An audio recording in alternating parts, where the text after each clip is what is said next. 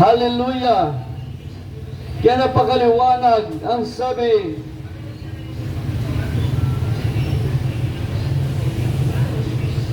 ng banal na aklat. Sabi dito sa 1 chapter 3 verse 7, huwag kayong magtaka sa sinasabi ko sa inyo, lahat ay kailangan ipanganak muli. Lahat ay kailangan ipanganak muli. Kaya makinig tayo upang may maunawaan tayo bakit kailangan ipanganak muli ang isang tao. Yang sabi dito, si Jesus nagsabat, nagasiling ako sa imo, sang matuod, wala sing makapasok, isa nga makapasok sa paghari sang Diyos, kung hindi siya matawo liwat. Napakaliwanag ang sabi dito, except man be born again, he cannot see the kingdom of God. Napakaliwanag. Kaya ang sabi sa 1 chapter 3 verse 7, huwag kayong magtaka sa sinasabi ko sa inyo, lahat ay kailangan ipanganak muli. Bakit kailangan tayo ipanganak muli? Makinig tayo upang maunawaan natin kung bakit kailangan tayo ipanganak muli. Pag ang tao ay hindi ipanganak sa Espiritu ng Diyos, ay hindi niya makita ang kaharian ng Diyos sa langit. Kaya napakaliwanag, except man be born again, he cannot see the kingdom of God. Kailangan ipanganak tayo sa Espiritu ng Diyos. Ito ibig sabihin ng born again. Ipanganak ka sa Espiritu ng Diyos. Ang kanilang iba naman, hindi nila ito binigyan ng halaga, born again. Akala nila kompetensya ng kanilang reliyon. Hindi ito kompetensya ng reliyon. Ito ibig sabihin, kapag mag-born again ka, ikaw ay nagpagrelasyon sa Diyos. Ito isang relasyon sa Diyos upang makita mo ang kaharian ng langit. Kaya ang sabi sa 1 chapter 3 verse 3, except a man be born again, he cannot see the kingdom of God. Pag ang tao ay hindi ipinanganak sa Espiritu ng Diyos, ay hindi niya makita ang kaharian ng Diyos na sa langit. Yang sabi dito sa verse 5, sinasabi ko sa inyo, ani ni Jesus, maliban na ang tao ay pinanganak sa tubig at sa Espiritu, hindi siya pagharian ng Diyos. Ang ipinanganak sa laman ay laman, at ipinanganak sa Espiritu ay Espiritu. Huwag kayong magtaka sa sinasabi ko sa inyo, lahat ay kailangan ipanganak na muli. Napakaliwanag. Yang sabi dito sa verse 9. Yan sabi dito sa verse 4, may isang mangangaral sa Israel nagsabi, ang pangalan niya si Nicodemo, paano pong ipinanganak muli ang isang tao kung matanda na siya? Makapasok pa ba siya sa tiyan ng kanyang ina para ipanganak muli? Tanong ni Nicodemo. Tayo ba ay katulad ni Nicodemo kapag tumanong, bakit ipanganak muli? Kahit ito isang mangangaral ng Israel, hindi niya naunawaan bakit ipanganak muli. Kaya sabi dito ni Jesus sa verse 9, paano pong mangyayari ito? Tanong ni Nicodemo. Sumagot si Jesus, guro ka pa naman, kayo ng Israel ay hindi ninyo naunawaan ang mga bagay na ito. Guro ka pa naman, pastor ka pa naman, ministro pa naman, pari ka pa naman, hindi mo naunawaan ang mga bagay na ito. Ang sabi ni Jesus, sabi ni Nicodemo, paano po mangyari ito? Tanong niya. Paano pong mga ipanganak muli ang isang tao kung matanda na siya? Makapasok pa ba siya sa tiyan ng kanyang ina para ipanganak uli? Tanong ni Nicodemo. Sabi ni Jesus, sumagot si Jesus, guro ka pa naman. Kayo ng Israel ay hindi ninyo naunawaan ang mga bagay na ito. Yun na nangyari noong unang panahon. Sa ating panahon naman, pwede natin masabi, pastor ka pa naman, hindi mo naunawaan ito. Ministro ka pa naman, hindi mo naunawaan ito. Pare ka pa naman, hindi mo naunawaan ito. Hindi mo alam, ito yung utos ng Diyos. Kung hindi ipanganak ang tao sa Espiritu ng Diyos, ay hindi siya makapasok sa kaharian ng langit. Kaya ang sabi dito, kung hindi ninyo pinaniwalaan, kung hindi ninyo naniwalaan ang sinasabi ko tungkol sa mga bagay sa lupa, sa mga bagay sa sanlibutan ito, paano ninyo paniwalaan kung sasabihin ko ang mga bagay tungkol sa langit? Kaya ang pagiging born again o ipinanganak sa Espiritu ng Diyos ay hindi yan reincarnation ng tao, ay trichotomy. Mayroong espiritu ang tao, mayroong kaluluwa at mayroong katawan. Kaya hindi ibig sabihin na ang born again ay inilagay pa lang sa ating katawan ang yung espiritu. Dahil sa simula noong tayo ay pinanganak, kumplito na yan. Ang katawan ay sisidlan lamang. Ang katawan natin ay sisidlan lamang ng ating kaluluwa at espiritu. Ngunit ang totoong tayo ay ang kaluluwa at ang espiritu naman, yun ay sa Diyos na mag-guide sa atin. Kaya maliwanag ang sabi dito. Ang sabi sa Genesis ay ganito. Genesis chapter 2 verse 7 ay ganito ang sinasabi.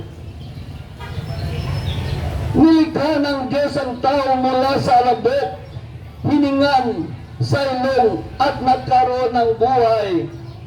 Ito ang espiritu ng Diyos. Ginawa ang tao sa alabok at hiningan at nagkaroon ng buhay. Binigyan siya ng Diyos ng hangin sa ilong. Yun ang espiritu ng Diyos. Nilikha ng Diyos ang tao mula sa alabok, hiningan sa ilong at nagkaroon ng buhay. Kaya nakita natin ang hininga ng Diyos ang siyang buhay.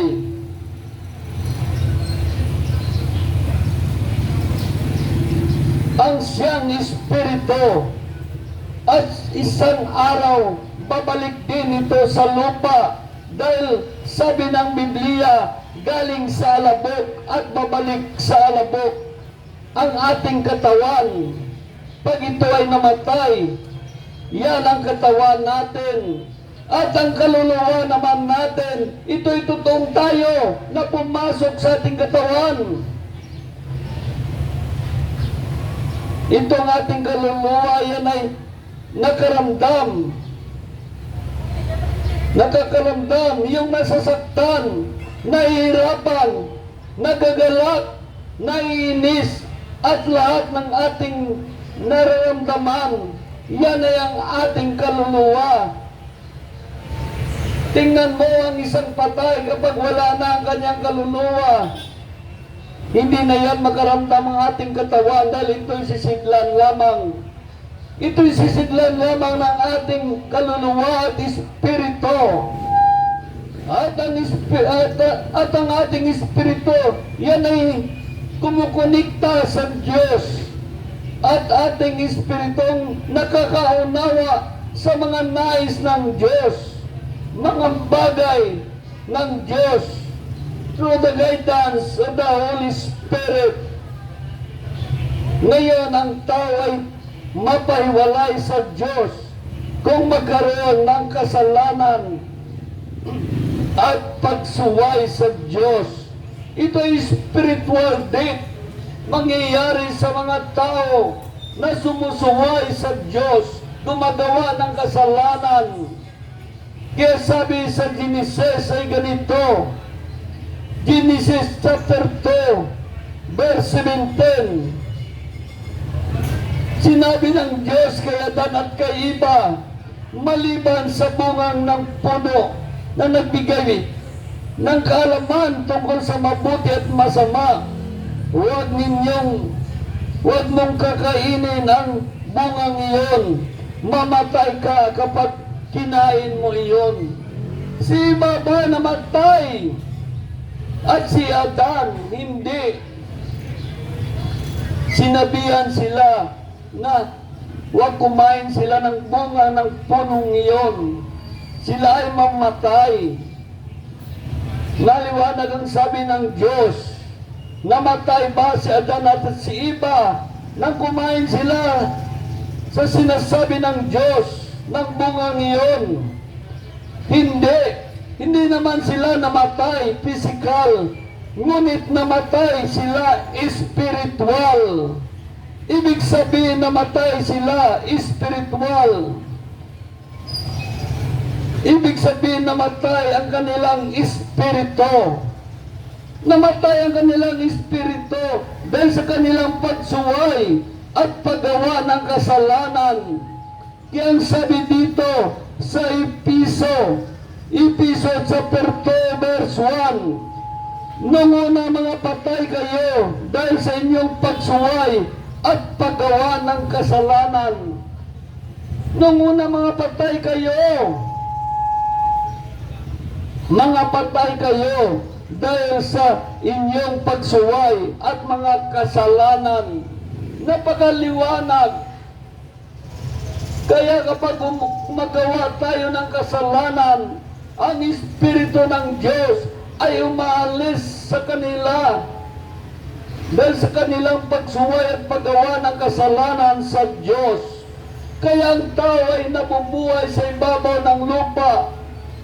Napatay espiritu. Patay ang kanyang espiritu dahil sa kanyang pagsuway.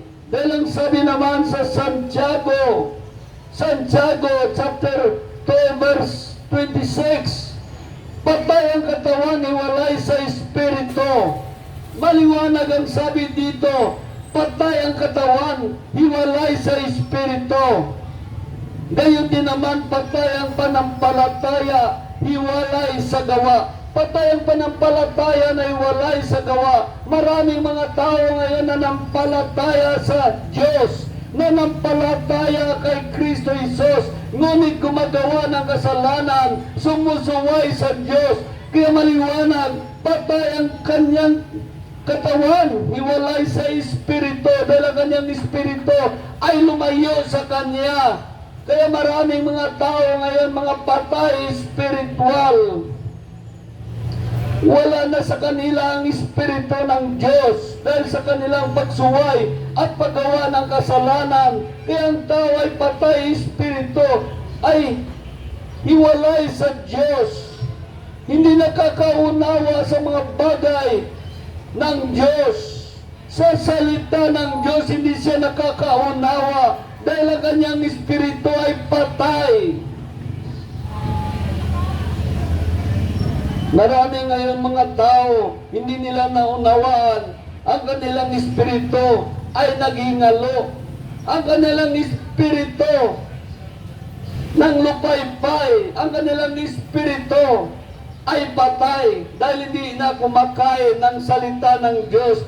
Dahil ang pagkain ng ating katawan ay pagkain na niluluto. Ngunit ang pagkain ng ating espiritu ay ang salita ng Diyos. Kaya kung tayo ang ating katawan, hindi natin pagkainin ang pagkain niluluto, tiyak mamamatay. Ganon din ang espiritu natin. Ang kanyang pagkain ay salita ng Diyos. Kung hindi natin ito papakainin, tiyak darating siya sa kamatayan. Kaya maraming mga tao ngayon, lalo na sumuway sa Diyos at gumagawa ng kasalanan, sila ay mga patay spiritual. Kaya napakaliwanag dahil sa walang koneksyon sa Diyos, wala ng relasyon sa Diyos. Kaya hindi nila maunawaan ang salita ng Diyos. Lahat ba ng tao ay patay spiritual? Oo, patay spiritual ang lahat ng tao. Ay patay ang espiritu, maliban lang kung ang isang tao tumanggap at kumikilala sa ating Panginoong Jesucristo at sumusunod sa kanyang kalooban. Kaya maliwanag ang sabi dito sa Mateo chapter 7 verse 21, hindi lahat tumatawag sa akin, Panginoon, Panginoon, ay papasok sa karya ng langit, kundi yaon lamang sumusunod sa kalooban ng Amang nasa langit. Tayo ba sumusunod sa kalooban ng Amang nasa langit? O si Satanas ang ating sinusunod na laging sumuway sa Diyos at gumawa ng kasalanan? Kung si Satanas ang ating sinusunod na tayo laging sumusuway sa Diyos at gumagawa ng kasalanan, ang iyong espiritu ay napakaliwanag, patay ang iyong espiritu. Naglalakad ka sa ibabaw ng lupa na ikaw ay isang patay ang iyong espiritu. Kaya naawa ang Diyos sa atin dahil mahal tayo ng Diyos. Kaya binigay niya ang kanyang buktong na anak. Ganun tayo kamahal ng Diyos. Ngunit tayo hindi nagmamahal sa Diyos. Kaya sabi sa 1 chapter 3 verse 16, kayo na lamang ang pag-ibig ng Diyos sa sanlibutan. Kaya binigay niya ang kanyang buktong na anak upang sumampalataya sa kanya ay hindi mapapahamak, kundi nagkaroon ng buhay na walang hanggan.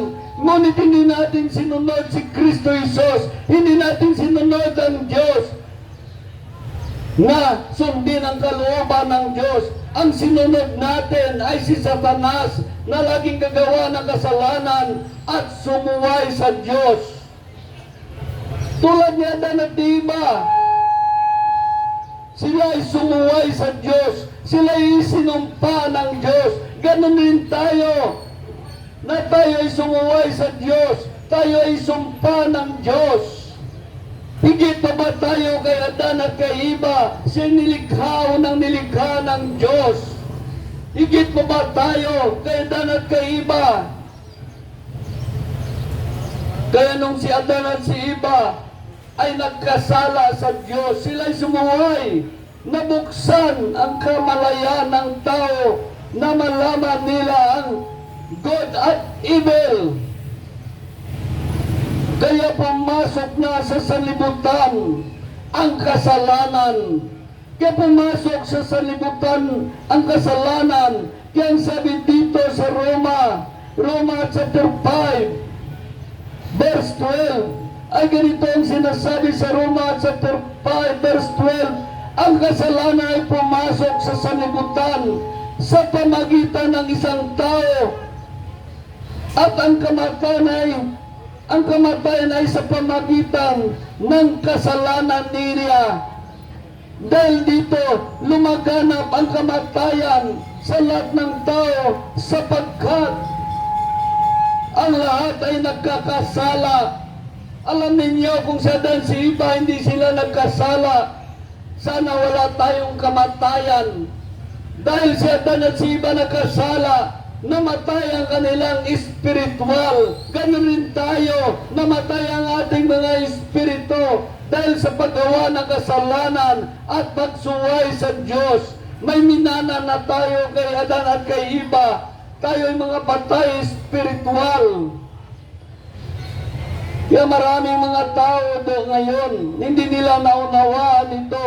Kaya sabi ni Jesus, kailangan ipanganak muli sa Espiritu ng Diyos.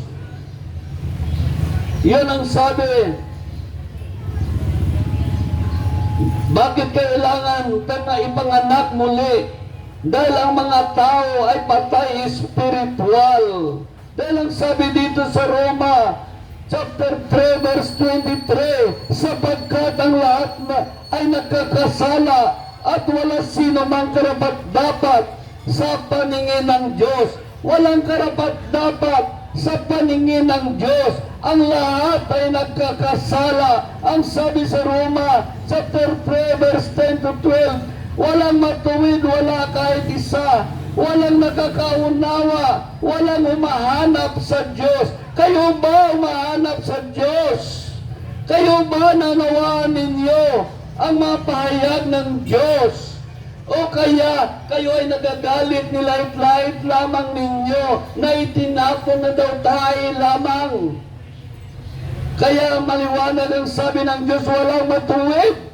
Wala kahit isa, walang nakakaunawa, walang umahanap sa Diyos. Ang lahat ay lumis ng landas at nagpakasama.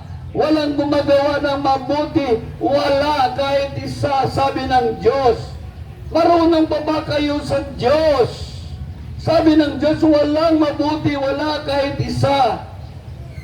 Kaya ang ating kaligtasan, ito'y awa ng Diyos sa atin, habag ng Diyos sa atin. Ibinigay niya ang kanyang bugtong na anak upang sino mang sumampalataya sa kanya ay hindi mapapahamak kundi magkaroon ng buhay na walang hanggan. Kung makinig tayo ng salita ng Diyos at sundin natin at huwag tayong sumuway sa salita ng Diyos, tuparin natin ang salita ng Diyos, sundin ang kanyang kalooban, ang ating espiritu ay muling bubuhayin ng Diyos. Ngunit kung ayaw natin pakinggan ang salita ng Diyos, tiyak ang iyong espiritu ay patay. Kaya lahat ng tao ay patay espiritu, walang gana makinig ng salita ng Diyos.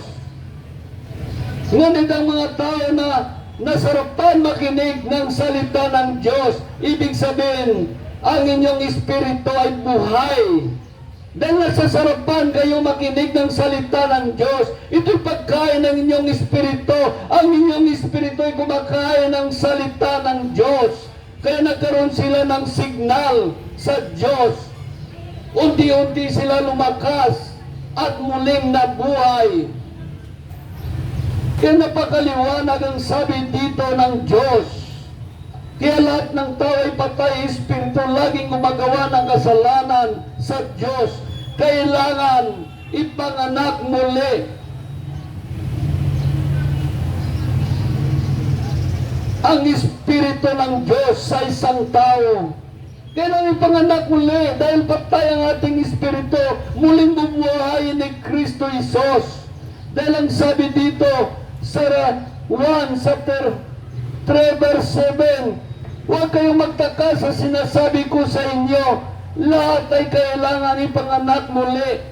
Si Jesus ang may nagsabi dito dahil alam niya mga tao ay laging gumagawa ng kasalanan. Sila ay mga patay espiritual. Kailangan, huwag kayong magtaka sa sinasabi ko sa inyo, lahat ay kailangan ipanganak muli. If man be born again, he cannot see the kingdom of God. Si Jesus nagsabat, nagasiling ako sa imo, sa matod. Wala sing isa makapasok sa kariyan ng Diyos, kung hindi siya matawo liwat. Napakaliwanag ang sabi ng Diyos. Hindi siya makapasok sa kariyan ng langit kung hindi siya ipinanganak uli sa Espiritu ng Diyos. Born again in Spirit. Ito'y tinakwil ninyo, akala nyo reliyon. Hindi ito reliyon. Ito isang relasyon sa Diyos. Ang born again. Ito isang relasyon sa Diyos. Upang magkaroon tayo ng relasyon sa Diyos, kailangan ipanganak muli sa Espiritu ng Diyos. Yan ibig sabihin ng born again. Kailangan ipanganak muli sa Espiritu ng Diyos. Hindi ito isang reliyon. Hindi ito isang reliyon. Ito isang relasyon sa Diyos. Kailangan makipagrelasyon tayo sa Diyos. Dahil lahat ay nagkasala, kaya nawadaan sila sa himaya sa Diyos. Kaya sabi kaya namatay ang kanilang espiritu. Makinig kayo, pagmunawaan nyo minsan. Pag narinig nyo born again, light kayo dahil sa inyong kamangmangan. Kaya makinig kayo, itong sabi ng Diyos. Kung hindi tayo matawo liwat, tayo mga patay spiritual. Ang sabi sa unang Timothy chapter 5 verse 6 ay ganito ang sinasabi sa unang Timothy.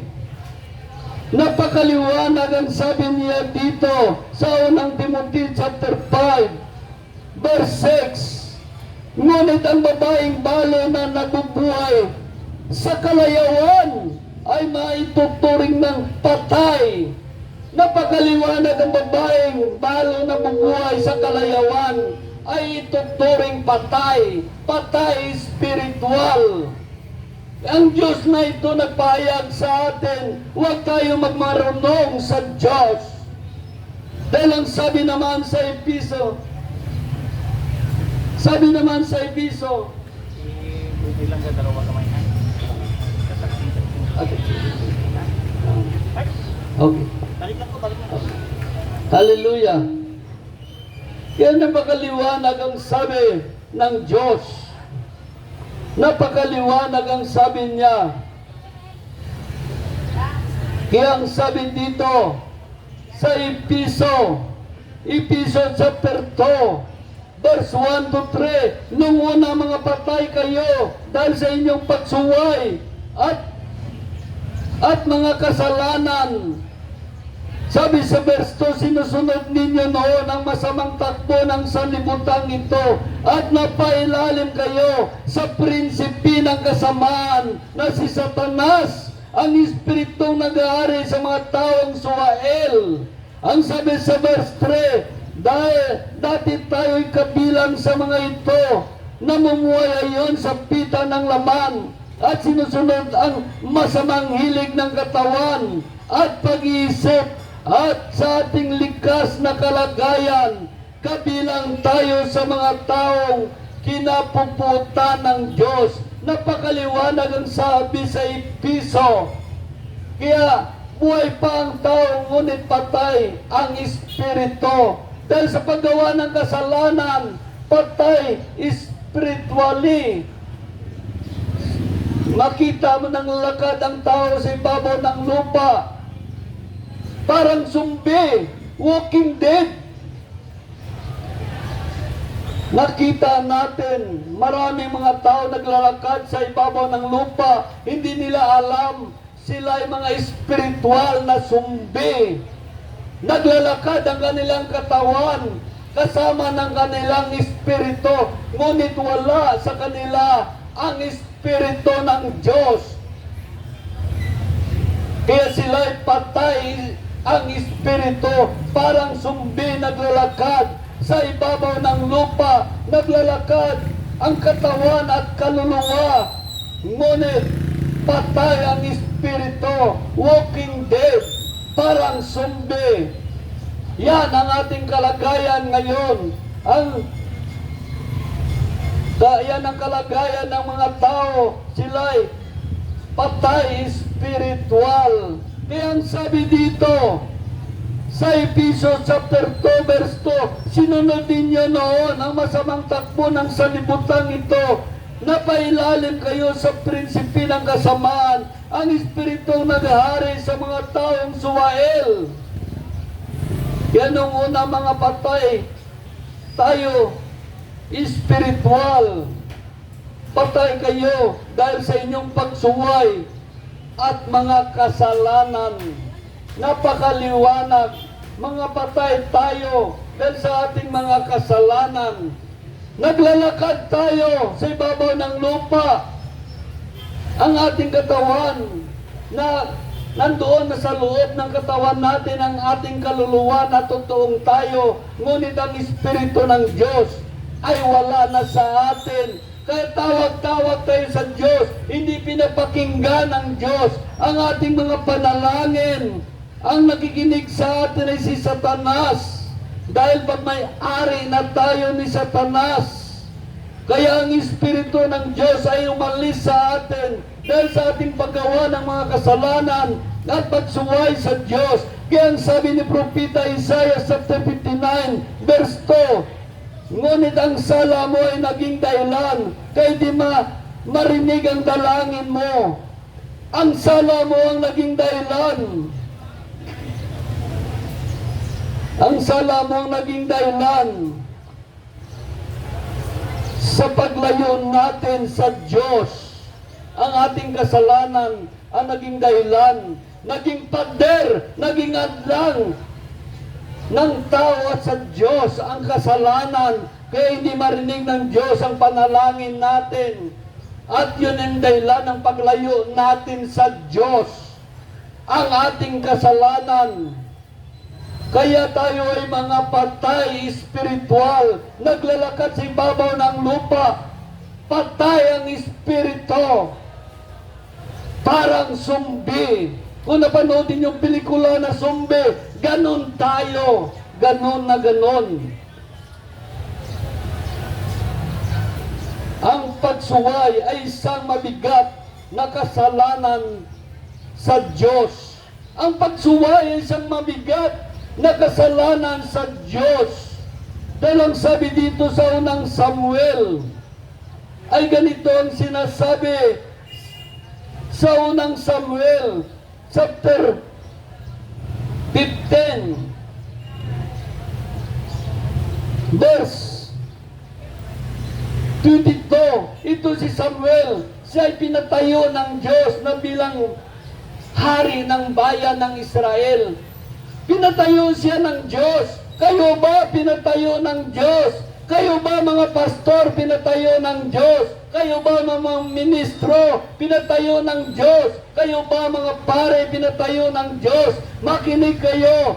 Ito ang isang tao pinatayo ng Diyos bilang hari. Kung kayo pinatayo ng Diyos bilang lingkod, makinig kayo. Ang sabi na ni Propeta Samuel, sinabi sa kanya ng Diyos, dahil ito'y pinatayo niya si Haring Saul bilang hari ng Israel, siya ay sumuway sa Diyos. Sumuway siya sa Diyos. Kaya sabi sa unang Samuel, chapter 15, verse 23, ang pagsuway sa kanya ay kasinsama ng pangkukulam. Ang pagsuway sa kanya ay kasinsama ng pangkukulam. Ano ba ang mangkukulam? Pag kinulam ang isang tao ay pinapatay. Kaya kung nagtuturo kayo ng kasinungalingan, hindi sa turo ni Kristo, kayo ay sumuway sa Diyos, pinapatay nyo mga membro ninyo, patay espiritual, upang pagdating ng panahon, siya ay mapapahamak sa impyerno. Ang sabi dito, sinabi ito, nangyayari na, sinabi ni Propeta Samuel, kay Haring Saul, ang pagsuway sa kanya ay kasinsama ng pangkukulam at ang katigasan ng ulo tulad ng pagsamba sa Diyos-Diyusan. Sapagkat sinuway mo si Yahweh, aalisin ka sa pagiging hari ng bayang Israel. Nang narinig na ni Samuel, natakot siya, nagmakaawa siya kay Propeta Samuel. Ang sabi dito, sa verse 26, sinabi ni Samuel, sabi dito sa verse 25, ngayon nga'y sinasamo ko, patawarin mo na at samahan mo ako dumalangin kay Yahweh. Ang sagot ni Propeta Samuel kay Haring Saul sa verse 26, sinabi ni Samuel, hindi kita masamahan sapagkat sinuway mo ang utos ni Yahweh. Inalis na niya sa iyo ang pagiging hari ng Israel. Kaya kung tayo lingkod ng Diyos, kung tayo pastor, kung tayo ministro, kung tayo pare, sumuway tayo sa Diyos. Hindi niyo alam baka inalis na kayo bilang lingkod ng Diyos. Kaya kayo naging lingkod na lang ng reliyon. Kaya nagsasalita kayo ng kasinungalingan. Nagtuturo kayo ng mamaling aral at maling katuruan. Bakit ganun yan ang turo ninyo? Na kung pag-aralan na sa Biblia ay sinuway ninyo ang Diyos. Ibig sabihin, lumayo na sa inyo ang Espiritu ng Diyos. Kayo ay mga patay spiritual. Imbis lingkod kayo ng Diyos, kayo ay lingkod na ni Satanas. Nagtuturo ng kasinungalingan. Ang alin pa ang pinagbabawal ng Diyos, yun naman ang kanilang tinuturo. Ang sabi ng Diyos, huwag kang sumamba sa ribulto. Pinasamba naman ninyo sa ribulto ang mga tao at sabihin, ano lang yan? Hindi naman yan namin sinasamba. Kaya maliwanag ang inyong pagsamba sa mga ribulto, sa bawat barangay. Imahin lang yan para masarap pakinggan. Kaya ito naman, mga tao na hindi nagbabasa ng banal na aklat, imahin lang naman yan. Sila naman magsagot sa mga tao. Imahin lang yan. Mabuti ko ang tao na walang alam sa Biblia maniwala sa iyo. Ngunit ang tao na may alam sa Biblia, pag sinabi mo imahin lang yan, yan ay maliwanag na imahin ng pagsuway sa Diyos. Ano ba pagkaiba? Sinabi ng Diyos kailan kaiba, huwag ka kumain ng bungang iyon. At sabi ni Satanas, kumain ka ng bungang iyon. Sino ang sinunod? Ni Adan at ni Eva, hindi ang Diyos, kundi si Satanas.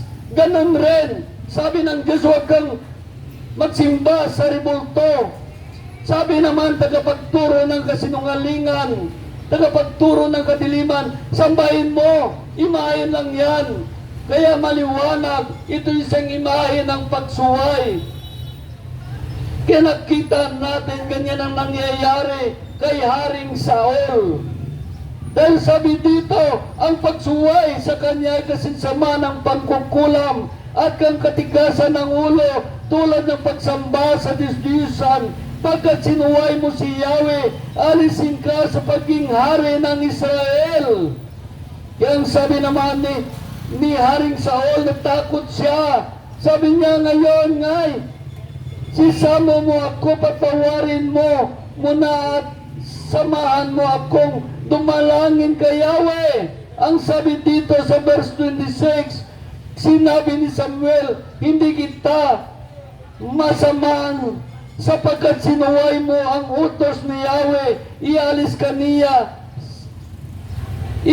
niya sa iyo ang pagiging hari ng Israel. Ganon ka-stricto ang Diyos. Tapos sabihin ninyo, ay ang Diyos mapagmahal naman yan. Kapag magkasala tayo, hingi tayo, patawarin tayo ng Diyos. O nga, sakyan natin ang inyong tsuriya. Yan ang tsuriya ng tagapagturo ng kadiliman. Pag magkasala ka, hingi ka ng patawaran. Pagkatapos nakasala ka, hingi ka ng kapatawaran dahil ang Diyos ay pag-ibig. Magkasala ka, hingi ka ng kapatawaran. Hindi ba ninyo naunawaan ang ginagawa ninyo? Yan ay isang panluloko sa Diyos. Diyos pa ang niloko ninyo, hindi ang tao. Hingi kayo ng kapatawaran sa Diyos. Siya Diyos ng mga Diyos, hari ng mga hari. Inyamhat nyo inyong pangayong patawad. At tapos ulit-ulit ninyo.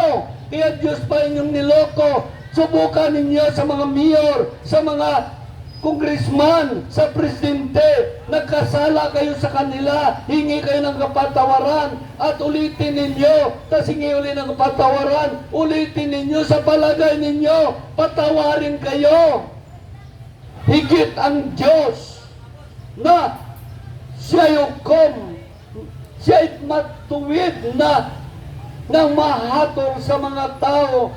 Kung alam naman ng Diyos na niloloko mo lang siya, patawarin ka kaya? Kaya maraming mga tao namingi naman ako ng kapatawaran. Gaano katotoo pinatawad ka ng Diyos? Kung humingi ka ng kapatawaran at hindi mo na inulit, tiyak na mapatawad ka ng Diyos. Pero kung paulit-ulit mo ginawa ito, hindi ka mapatawad ng Diyos dahil niloloko mo lang ang Diyos. Niloloko mo lang ang Diyos. Kaya napakaliwanag ang sabi dito. Kaya maraming mga tao dinadaya lamang ng tagapagturo ng kasinungalingan. Dinadaya siya at paniwalayan ay pinatawad na kayo ng Diyos dahil mapagmahalang Diyos. O mapagmahalang Diyos sa mga taong sumusunod sa Kanya. Ngunit mabagsik ang Diyos sa mga tao na sumusuway sa Kanya. Kaya maliwanag ang sabi dito, ang mga tao sumusuway sa Kanya. Kaya sabi sa Ephesians chapter 2 verse 2, sinunod ninyo noon ang masamang takbo ng sanlibutan ito at napailalim kayo sa prinsipi ng kasamaan, ang espiritong nag-ahari sa mga taong suwael na si Satanas. Dati tayo kabilang sa mga ito na mumuhay ayon sa pita ng laman at sinusunod ang masamang hilig ng katawan at pag-iisip. Kaya sa ating likas na kalagayan, kabilang tayo sa mga taong kinapuputan ng Diyos. Kaya kung kabilang ka sa mga taong kinapuputan ng Diyos, ligtas ka ba? Ligtas ka ba o niloloko mo lang ang iyong sarili? Kaya ang sabi dito sa Galatia chapter 6, ay ganito sinasabi sa Galatia chapter 6 verse 7, huwag ninyong inangin ang inyong sarili. Ang Diyos ay di ninyo matadaya ninuman. Kung ano ang inasik ng tao, yun din ang kanyang anin. Ang nagsisikap na magbagay ukol sa laman, mag-aanin ang kamatayan. Ang nagsisikap ng mabagay ukol sa Espiritu ay nag-aanin ang buhay na walang hanggan. Kaya huwag natin lukuhin ang Diyos. Hindi natin maloko ang Diyos, kundi ang sarili natin, ang ating niloloko. Pag namatay tayo, magulat na lang tayo. Doon ang bagsak natin sa impyerno. Dahil ang sabi ni Propeta Isaiah chapter 59 verse 2, ang sala mong naging dahilan, di marinig ang dalangin mo. Ito'y naiwalay tayo sa Diyos. Napatay ang ating espiritu dahil sa ating kasalanan. Ang sala mo ang naging dahilan. Kaya ito naging dahilan ng paglayo ninyo sa Diyos. Dahil nawalay tayo sa Diyos, namatay ang ating espiritu, wala na tayong relasyon sa Diyos, wala na tayong koneksyon.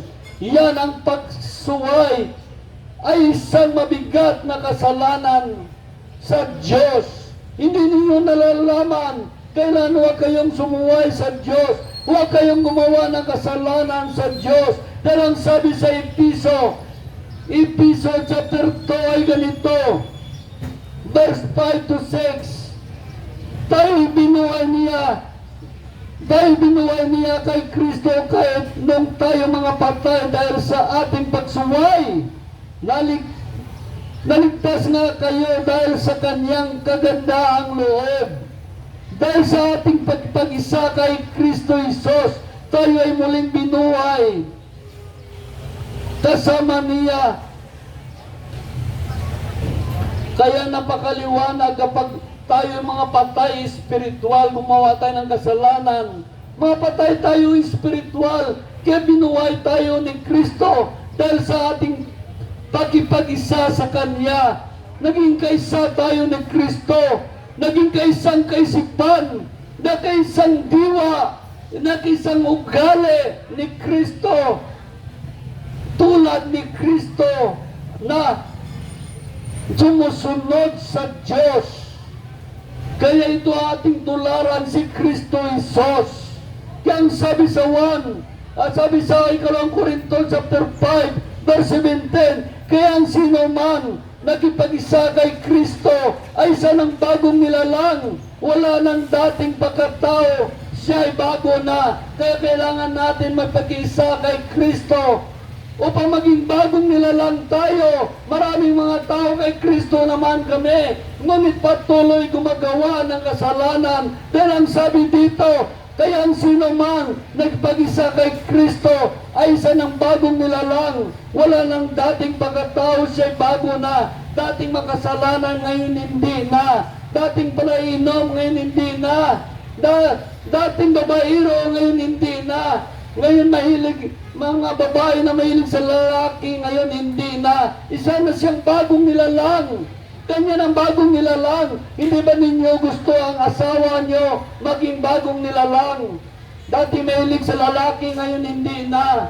Hindi ba ninyo gusto mga bana nyo maging bagong nilalang? Mahilig sa babae, no, ngayon hindi na. Kaya napakaliwanag, kaya ang sabi na Episo chapter 2, verse 7 to 10, ay ganito sinasabi, ginawa niya ito upang sa darating ang panahon ay pagkita niya ang di masukat na kasaganaan ng kanyang kagandahang loob sa atin sa pamagitan ni Kristo Jesus. Dahil sa kagandahang loob ng Diyos ay naligtas kayo sa pamagitan ng inyong pananalig kay Kristo. At ang kaligtasan ito ay kaloob ng Diyos. Hindi ito dahil sa inyong mga gawa. Kaya walang dapat ipagmalaki ni numan.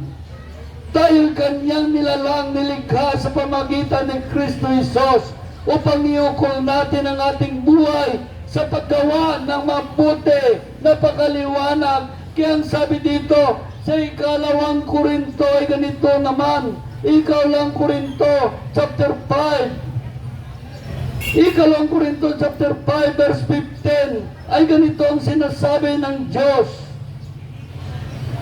Namatay siya para sa lahat upang ang mga nabubuhay ngayon ay huwag nang mabuhay para sa sarili, kundi para kay Kristo. Namatay at muling nabuhay para sa atin. Kaya namatay si Kristo at muling nabuhay para sa atin upang tularan natin ang kanyang mga gawa. Kaya kailangan natin may pag-isa kay Kristo Jesus upang maging bagong nilalang tayo at muli tayong ipanganak sa Espiritu ng Diyos. Born again. Born again in spirit. Ipanganak ka muli sa Espiritu ng Diyos. Yan sabi naman sa Kolosas ay ganito. Kolosas chapter 3 verse 1 to 10 ay ganito ang sinasabi, binuhay kayo muli kasama ni Kristo, kaya ang pagsumakitan ninyo ang mga bagay na sa langit na kinaroroonan ni Kristo na nakaupo sa kanan ng Diyos. Isa-isip ninyo ang mga bagay na panlangit, hindi ang mga bagay na panlupa. Yun ang isa-isip natin, mga bagay na panlangit, hindi mga bagay na panlupa. Ang sabi sa verse 5, kaya dapat nang mawala sa inyo ang pita ng laman, pangangalunya, kahalayan, mahalay na simboyo ng damdamin, masamang nasa at pagimbot ay isang uri na pagsamba sa Diyos-Diyusan. Dahil sa mga bagay na ito, ang Diyos ay napupuot sa mga taong lumalabag sa kanyang kalooban. Ngayon, nung una, nang pinagharian pa kayo ng masamang pita, namumuhay rin kayo sa masamang kasama nila ng mga taong gumagawa niyon. Ngunit ngayon, itinakwil na ninyo ang lahat ng ito. Galit, puot at masama ang loob. Iniwasan ninyo ang panungayaw at malaswang pananalita. Huwag na kayong magsinungaling sa isa't isa. Yaman inubad na ninyo ang dating pagkatao pati ang gawa nito, at nagbihis na ng bagong pagkatao. Patuloy ito nagbabago ayon sa larawan ng Diyos na lumikha sa inyo upang maging ganap ang inyong kaalaman tungkol sa Kanya. Kaya kung tayo may pag-isa kay Kristo, maging ganap ang ating kaalaman tungkol sa Diyos at maging ang resulta, maging bagong nilalang na tayo. Maging bagong nilalang na tayo. Kaya sabi sa 2 Corinto chapter 3, ay ganito naman sinasabi sa 2 Corinto chapter 3, ay ganito ang sinasabi niya. Ganito ang advice sa atin ng Diyos. Kaya kailangan natin, gagawin nating patnubay ang Espiritu ng Diyos sa ating buhay. Gawin nating patnubay. Sabi sa 2 Corinto chapter 3, verse 18, ay ganito ang sinasabi. At ngayon naalis ang talukbong sa ating mukha. Kayo'y lahat ay naging sinag ng kaniningan ng Panginoon. Ang kaniningan niyon ay nagmula sa Panginoon na siyang Espiritu. Ang bumabago sa ating anyo upang maging lalong maningning hanggang maging mistulang larawan niya. Ang sabi dito, ang Panginoong binabanggit dito ay ang Espiritu. At kung nasaan ang Espiritu ng Panginoon, naroon ang kalayaan. Kaya kung nasa atin ang Espiritu ng Diyos, naroon ang ating kalayaan. Sa maling aral, maling katuruan, sa mga gapos ng dyablo sa ating buhay. Kaya napakaliwanag, kailangan natin patnubay ang Espiritu ng Diyos sa ating buhay. Dahil kung wala ang Espiritu ng Diyos, wala tayong magagawa.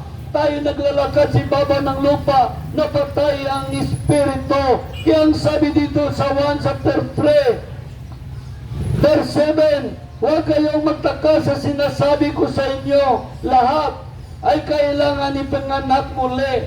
Ipanganak muli sa Espiritu ng Diyos. Ipanganak muli. Kaya ang sabi naman dito sa Galatia chapter 5, sabi sa Galatia chapter 5, verse 25, ang Espiritu binigay, nagbibigay buhay sa atin, kaya ito rin ang dapat mag-ahari sa ating mga buhay. Ang Espiritu Santo ang nagbibigay buhay sa atin, kaya ito ang dapat mag-ahari sa ating buhay. Dahil ang sabi sa verse 16, ito ang sinasabi ko sa inyo, ang Espiritu ay gagawin ninyong patnubay sa inyong buhay.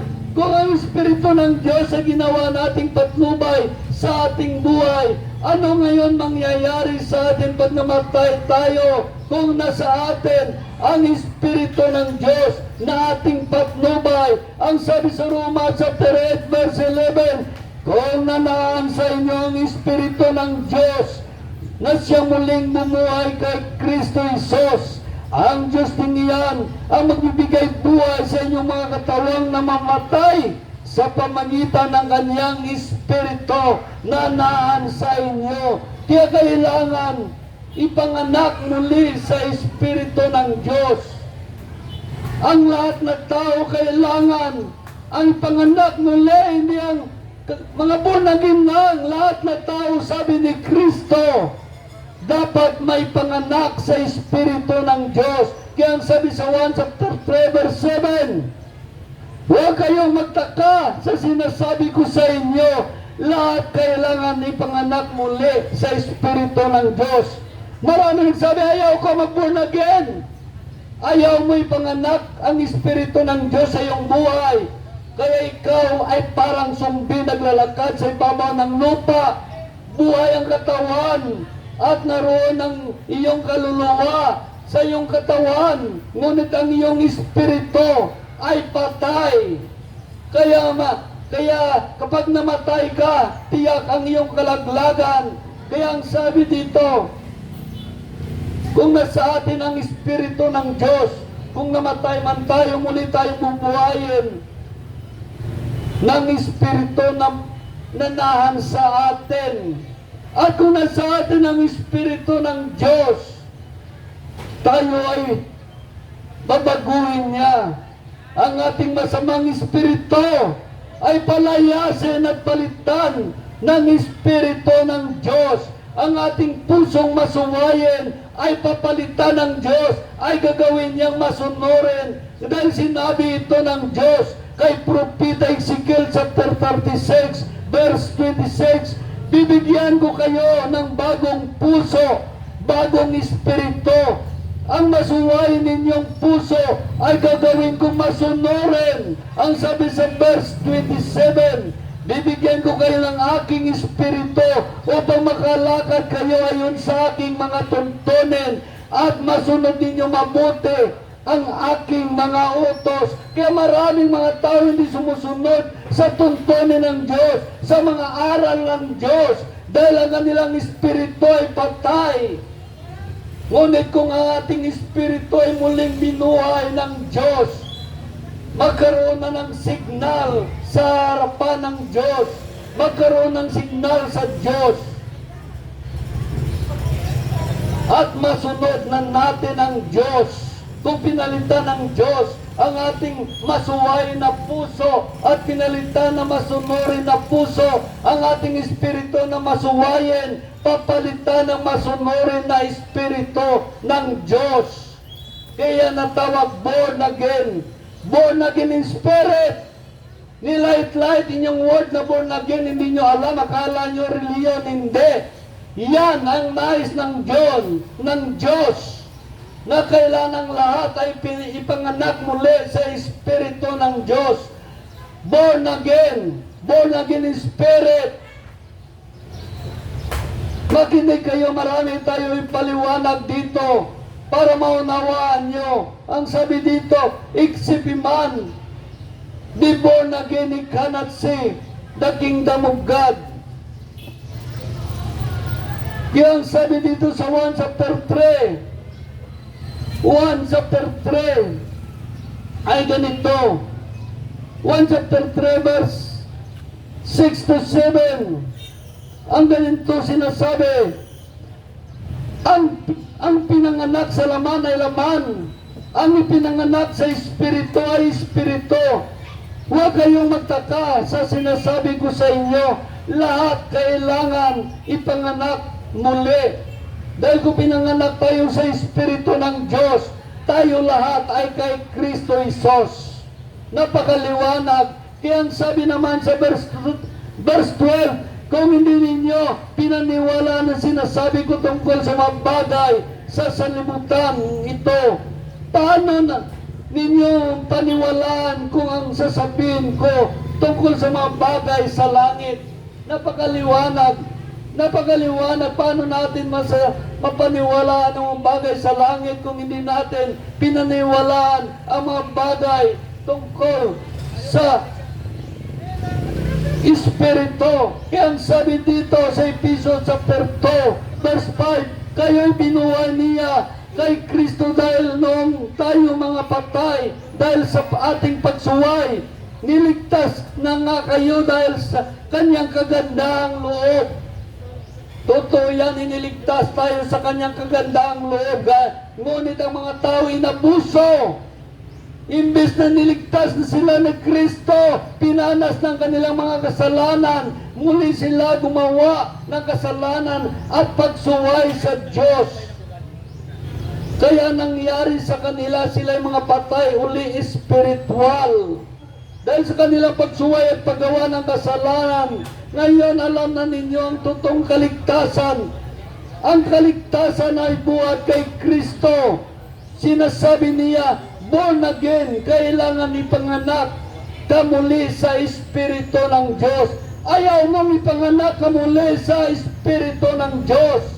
Ay ang akala mo born again, reliyon. Hindi ang ibig sabihin na born again, born in spirit, ipanganak ka muli sa Espiritu ng Diyos. Maraming mga tao, itinatakwil ito Ang sabi ni Kristo, kailangan mag-born again. Kailangan ipanganak muli sa Espiritu ng Diyos. Ito ay isang biyaya lang ng Diyos. Isa tayong makasalanan at dahil sa kagandahang loob ng Diyos, nasib tayo sa pamagitan ng kanyang, sa grasya ng Diyos. Ito ang nakakatakot sa atin. Sobra natin maraming alam at pinaniwalaan, pero hanggang ngayon ay patay pa rin tayo sa ating espiritual na buhay. Patay tayo ang ating espiritu dahil sa ating katigasan ng ulo at kamangmangan. Ang sabi naman dito sa Kawikaan ay ganito, Kawikaan chapter 16. Ang ganitong sabi sa Kawikaan chapter 16 verse 22, ang karunungan ay pang-akit sa matatalino, ngunit mahirap turuan ang mangmang na tao. Napakaliwanag, ang karunungan ay pang-akit sa matatalino, ngunit mahirap turuan ang mangmang na tao. Dahil sa ating katigasan ng ulo at kamangmangan, mamatay tayo sa isang makasalanan, isa tayong sumbi na nalakad sa nabuhay ang katawan, ngunit patay ang espiritu. Pagpatay ang ating espiritu at tayo ay mamatay, tuloy-tuloy na yan sa ating paghiwalay sa Diyos, hanggang tayo ay mahulog sa kapamakan sa impyerno. Ang unang kamatayan natin, ang paghiwalay ng ating katawan at kaluluwa, at dahil patay na ang espiritu mo, pag ikaw ay namatay, mahiwalay ka ngayon sa Diyos. At maranasan mo ngayon ang ikalawang kamatayan. Ang sabi sa Revelasyon, ito maranasan mo ang ikalawang kamatayan. Ang sabi sa Pahayag chapter o Revelasyon chapter 20 verse 14, pagkatapos itinapon sa lawang apoy ang kamatayan at ang Hades, at ang lawang apoy, ito ay pangalawang kamatayan. Ang sabi sa verse 15, itinapon sa lawang apoy ang sino man hindi nasusulat ang kanyang pangalan sa aklat ng buhay. Itapon sa impyerno ang mga tao hindi nasulat ang kanilang pangalan sa aklat ng buhay. Bakit? Dahil sila buhay, ngunit patay ang kanilang espiritu. Kaya kailangan ipanganak ka muli sa Espiritu ng Diyos upang muling mabuhay. Kailangan ipanganak ka muli sa Espiritu ng Diyos. Ang nakasulat sa aklat ng buhay, yung mga tao na sa kanyang Espiritu ng Diyos. Bakit ang impyerno ay tinatawag na ikalawang kamatayan? Dahil ikaw ay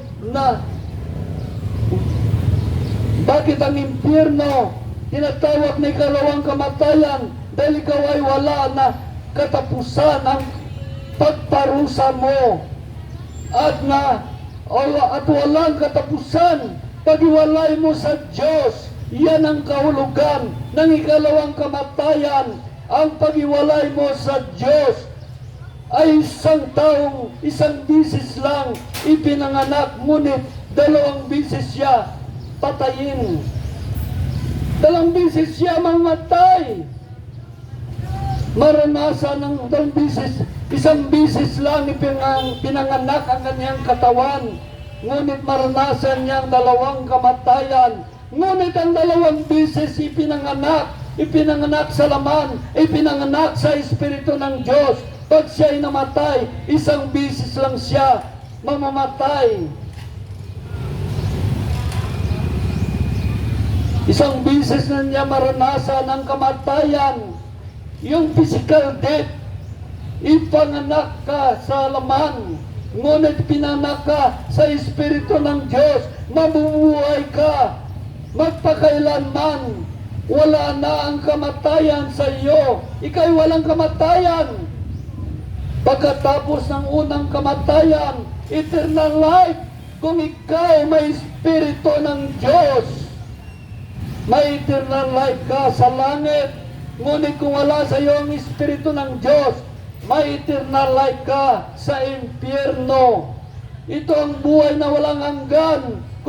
Kung ikaw may Espiritu ng Diyos, may buhay ka na walang hanggan sa langit. Ngunit ikaw, kung patay ang iyong Espiritu, magkaroon ka ng buhay na walang hanggan, na kaparusahan doon sa naglagablab na apoy. Ganyan kahalaga ang mag-born again, born in spirit. Ipinanganak ka muli sa Espiritu ng Diyos. Sinisira lang ng mga tagapagturo ng kadiliman ng inyong utak. Pag sinabi born again, ay reliyon yan. Kompetensya namin. Hindi. Ito ang kailangan sa mga tao ay muling ipanganak sa Espiritu ng Diyos upang muli siyang mabuhay. Pumamatay ang ating katawan na panlupa, muli tayong bubuhayin ng Diyos sa pamagitan ng kanyang Espiritu na naan sa atin. Kailangan natin mag-born again in spirit.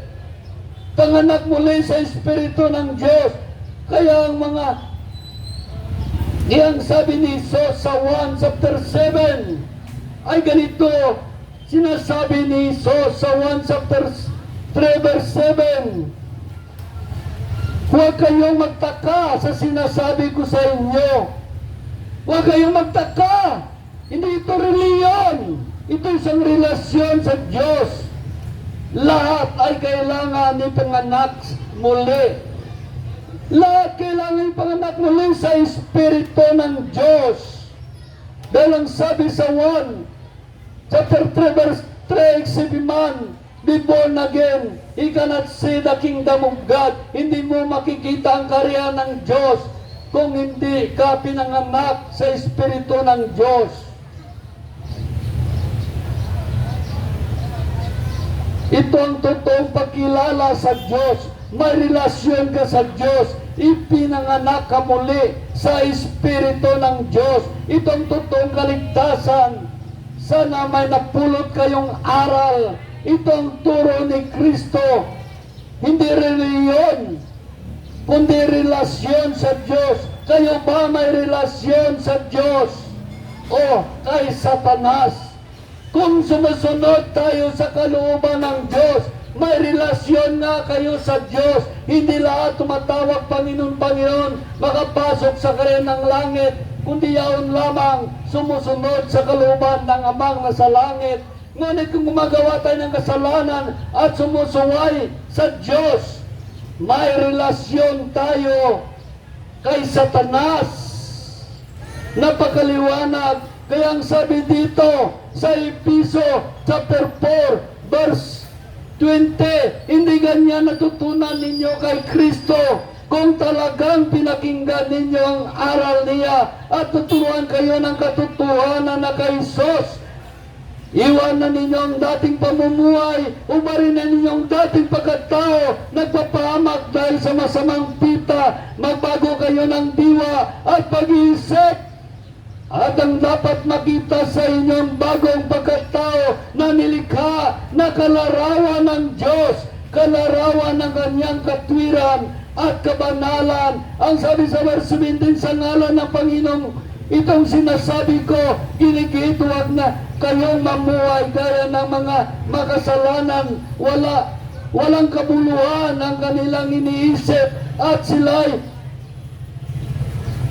at wala silang pangunawa dahil sa kanilang kamangmangan at katigasan ng ulo. Wala silang bahagi sa buhay na kaloob ng Diyos. Sila'y nagkumon sa kaalayan at walang kahiyan, kundi man lang. Wala na silang inatupag kundi ang mga kalaswaan. Kaya ang sabi dito sa 1 chapter 3 verse 8, ang nagpapatuloy sa pagkakasala ay kampo ng Diablo. Ang nagpapatuloy sa pagkakasala ay kampo ng Diablo. Ang sabi sa verse 9, ang tinanggap ng Diyos na bilang anak niya Hindi na nagpapatuloy sa pagkasala sapagat siya may bagong buhay na galing sa Diyos at yaman ng Diyos ang ama niya. Hindi na siya maaaring magpatuloy sa pagkakasala.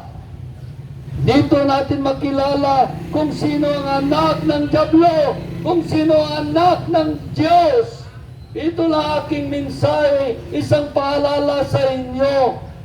Tingnan ninyo ang inyong sarili kung kayo anak ng Diyos o anak ng Diablo. Kaya may panahon pa magbago kayo kung kayo makita nyo, masupungan nyo ang inyong sarili na anak kayo ng Diablo. Magbagong buhay, magsisisi at magbalik loob sa Diyos at sundin ng Diyos upang maging anak tayo ng Diyos. Kaya hindi lahat tumatawag sa akin, Panginoon, Panginoon, makapasok sa karyan ng langit, kundi yun lamang sumusunod sa kaluban ng aking amang nasa langit. Marami ngayon mga Kristiyano na makareliyon lamang. Ngunit iba naman ang Kristiyano na anak ng Diyos. Kaya ito lang aking mensahe, magbulay-bulay kayo. Ito'y para sa inyo, ikabuti ninyo. Hallelujah, puri ng Diyos, mahal kayo ng Diyos. Nais ng Diyos maligtas kayo. Nais ng Diyos mapunta kayo lahat sa langit. Kaya lagi kami nagmimensahe, nagpaalala sa inyo. Hallelujah, puri ng Diyos.